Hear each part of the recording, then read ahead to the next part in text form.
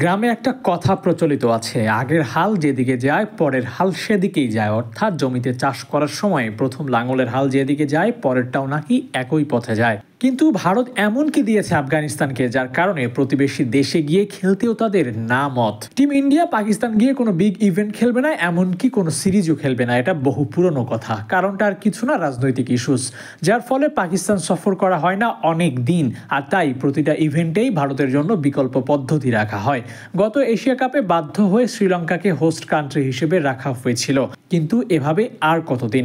Champions trophy দুয়ারে এসে পড়েছে, অথচ এখনো নিশ্চিত না শুধুমাত্র পাকিস্তানি হচ্ছে খেলা।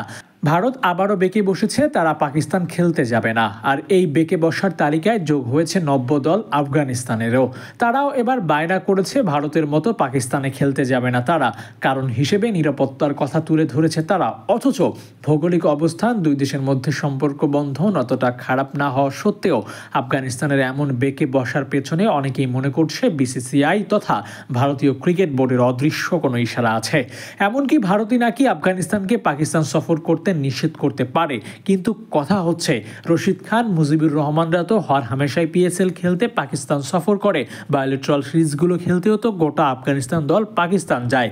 তাহলে চ্যাম্পিয়ন্স ট্রফি খেলতে পাকিস্তান সফর করায় তাদের এত বাধে কেন? এই প্রশ্নের জবাব কে দিবে? এর আগে এশিয়া কাপেও পাকিস্তানে খেলেছিল আফগানিস্তান টিম, খেলেছে সিরিজ, কিন্তু যখনই ভারতের সমর্থন দরকার পড়েছে তখনই আফগানিস্তান বেঁকে বসেছে। এ যেন এক পরিবারে দুই ভাই, তাদের অধিকার আদায়ে সোচ্চার হওয়ার মতো অবস্থা। আইসিসি ইভেন্টে যদি এমন বেঁকে বসে আর জিতে যায়, তাহলে আইসিসির মেরুদণ্ড নিয়ে প্রশ্ন তোলার যথেষ্ট সুযোগ তৈরি হয়ে যাবে।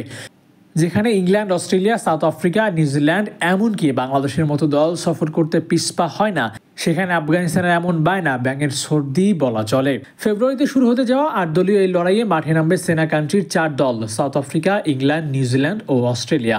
বাদ পড়েছে ওয়েস্ট ইন্ডিজ। এশিয়া মহাদেশ থেকে খেলবে 4 দল, ভারত, পাকিস্তান, বাংলাদেশ, আফগানিস্তান। এই মোট 8 দল খেলবে চ্যাম্পিয়ন্স ট্রফিতে। তার মধ্যে গতবারে অংশগ্রহণ করা শ্রীলঙ্কা খেলবে না।